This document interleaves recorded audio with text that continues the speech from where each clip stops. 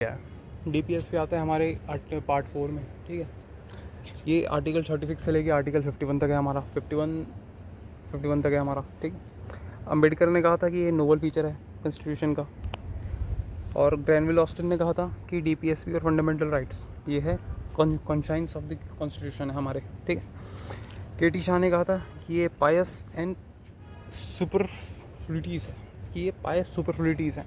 केटी शाह काफ़ी शाही वर्ड्स का यूज़ करते थे। फिर आर्टिकल 36 क्या कहता है? आर्टिकल 36 और आर्टिकल 12 बराबर है, ये डिफाइन करता है स्टेट को। ठीक, आर्टिकल 37 ये provisions not enforceable by any court. ठीक, यानी नॉन जस्टिसबल हो गया। क्या? DPSP resembles instrument of instructions given in government of India act 1935। तो डीपीएसपी को पहले इंस्ट्रूमेंट ऑफ इंस्ट्रक्शंस में दिया गया था गवर्नमेंट ऑफ इंडिया एक्ट 1935 के तहत। ठीक है, फिर article 38 promotes welfare of the state. ठीक, आर्टिकल 38 का 2 मिनिमाइज इनइक्वालिटी इनकम। ठीक, ये 44th कॉन्स्टिट्यूशनल अमेंडमेंट से ऐड किया गया था। क्या? आर्टिकल 38 का 2 क्या इनकम इनइक्वालिटी को मिनिमाइज़ करना है। आर्टिकल 39 ये है LDC-PHC। ठीक, LDC-PHC क्या है? ABCDEF है। L से है लाइवलीहुड, D से हमारा डिस्ट्रीब्यूशन ऑफ रिसोर्सेज, C से हमारा कंसंट्रेशन, P से हमारा equal pay for equal work, H से हमारा हेल्थ और C से हमारा चिल्ड्रन।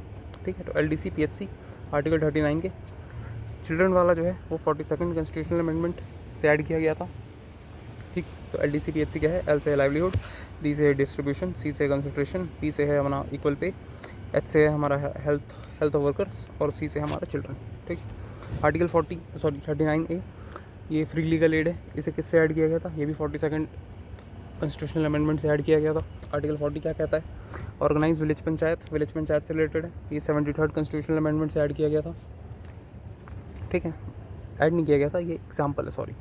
73rd कॉन्स्टिट्यूशनल अमेंडमेंट एक एग्जाम्पल है आर्टिकल 40 का, ऐसे पूछ सकता है। क्या? आर्टिकल 40 में क्या है? विलेज पंचायत। आर्टिकल 41 क्या है? Right to work and education. Example इसका क्या है? नरेगा स्कीम। ठीक, article 42 humane conditions of work and maternity relief. Article 42 में आता है मैटरनिटी रिलीफ। आर्टिकल 43 में क्या आता है? Secure a living wage. ठीक है, living wage, decent standard of life and opportunities for all workers. ठीक, तो आर्टिकल 43 में क्या है? Secure a living wage. ठीक, and decent standard of life. Article 43A participation of workers in management 42nd constitutional amendment से add किया गया था। Article 43B cooperative societies 97th constitutional amendment से ऐड किया गया था। Article 44 UCC universal civil code. ठीक, आर्टिकल 45 अर्ली चाइल्डहुड केयर 0 से 6 साल के बच्चों के लिए, ये 86th कॉन्स्टिट्यूशनल अमेंडमेंट से ऐड किया गया था। Article 46 promotion of education and interest of SC/STs। ठीक, article 47 duty of state to raise nutrition levels. 47 से है nutrition levels. Prohibit intoxicating drinks and drugs, ये प्रोहिबिट करता है। Article 47 article 48 agriculture and animal husbandry से रिलेटेड है। 48A protection of environment and wildlife है। 42nd constitutional amendment से add किया गया था। आर्टिकल 49 प्रोटेक्शन ऑफ मॉन्यूमेंट्स है। आर्टिकल 50 सेपरेशन ऑफ जुडिशरी है फ्रॉम एग्जीक्यूटिव। आर्टिकल 51 इसके 4 पार्ट्स हैं ABCD। पहला क्या कहता है? Promote international piece. B क्या कहता है? Maintain just relations with Nations. C क्या कहता है? Foster respect for international law. और D क्या कहता है? Settlement of international disputes. ठीक है, 42nd अमेंडमेंट से कौन कौन से आर्टिकल ऐड किए गए थे? 39A free legal aid. ठीक है, 39F भी ऐड किया गया था। 39F क्या था? देखिए तो ऊपर 39F यस चिल्ड्रन LDC-PHC। ठीक है, और आर्टिकल 43A ऐड किया गया था। 43A में क्या बोला गया था कि वर्कर्स को क्या बोलते हैं, मैनेजमेंट में इंक्लूड करना है वर्कर्स को। 43 participation of workers in management. 42nd constitutional amendment. 48 का A ये किससे ऐड किया गया था? 48A था हमारा क्या बोलते हैं, protection of environment and wild life. ठीक है, कोऑपरेटिव सोसाइटी से ऐड किया गया था 97 से। ठीक, तो 44 कॉन्स्टिट्यूशनल अमेंडमेंट में 38 का 2 था। 38 का 2 क्या था? Minimise inequality of income. ठीक, ये 44th वाले से था। और 86 क्या था, 86 कॉन्स्टिट्यूशनल अमेंडमेंट, 86 कॉन्स्टिट्यूशनल अमेंडमेंट ने आर्टिकल 21A को ऐड किया था, जो कि पार्ट 3 में हमारे फंडामेंटल राइट्स के। आर्टिकल 45 को ऐड किया था DPSP के, ठीक, और फंडामेंटल ड्यूटीज़ के 51K को भी ऐड किया था।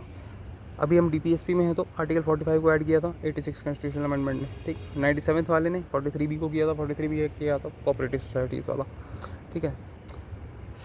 और 45 क्या था हमारा, 45 था हमारा चिल्ड्रन से रिलेटेड अर्ली चाइल्डहुड केयर, ठीक। तो 42 ने 39A, 39F, 43A and 43B। 39A में फ्री लीगल एड, 39F में चिल्ड्रन LDC-PHC वाला, 43A में वर्कर्स का पार्टिसिपेशन मैनेजमेंट में, और 48A में प्रोटेक्शन ऑफ मॉन्यूमेंट्स, ठीक, and wild life. 44th constitutional amendment 38 का 2 ये इनकम इनइक्वालिटी को रिड्यूस करने के लिए था। 86 कॉन्स्टिट्यूशनल अमेंडमेंट 21A वो था right to education for children, ठीक। DPSP में क्या था 45 में क्या था अर्ली चाइल्डहुड केयर बच्चों के लिए 0 से 6 साल तक के बच्चों के लिए, और आर्टिकल 51 की ये भी चिल्ड्रन के लिए था, ठीक है। 45 एक बार कन्फर्म कर लें, यस, 0 से 6 साल के बच्चों के लिए, ठीक है। केसेस क्या हैं DPSP से रिलेटेड, तो चंपक दुराईराजन केस हुआ था 1951 में। इसमें क्या कहा था, supreme court said fundamental rights prevail over DPSP, ठीक, फंडामेंटल राइट्स आर अमेंडेबल, ये चंपक दुराईराजन ने कहा था, ठीक, 1951 में। फिर गोलकनाथ केस हुआ 1967 में। सुप्रीम कोर्ट ने कहा कि parliament can not take away fundamental rights, ठीक। फिर उसके बाद 24th कॉन्स्टिट्यूशनल अमेंडमेंट होता है, इसमें कहा गया था कि parliament can amend fundamental rights. फिर 25th कॉन्स्टिट्यूशनल अमेंडमेंट होता है, 24th को इन्होंने सुप्रीम कोर्ट ने स्क्वॉश कर दिया था। 25th में होता है कि no law which seek to implement article 39 का B और C shall be declared null and void, ठीक।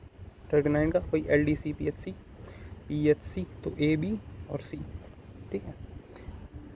तो no law which seek to implement article 39 and 39 का B and C shall be declared null and void, ठीक है। ये इसका first article था, फर्स्ट वो था रिकमेंडेशन, और and question in any court, ये था second recommendation 25th constitutional amendment का, ठीक। क्या कहता है ये कि कोई भी लॉ जो इम्प्लीमेंट करता है आर्टिकल 39 के B और C को, क्या LDC डिस्ट्रीब्यूशन और C कंसिडरेशन, ठीक, उसे क्या बोलते हैं supreme court null and void declare नहीं कर सकती, और दूसरा वो किसी भी कोर्ट में क्वेश्चन नहीं किया जा सकता, ठीक। फिर केशवनंदा भारती केस होता है 1973 में, 13 जजेस बैठे थे इसमें। Parliament can amend fundamental rights, important point, ठीक है, but can not change the basic structure of the constitution.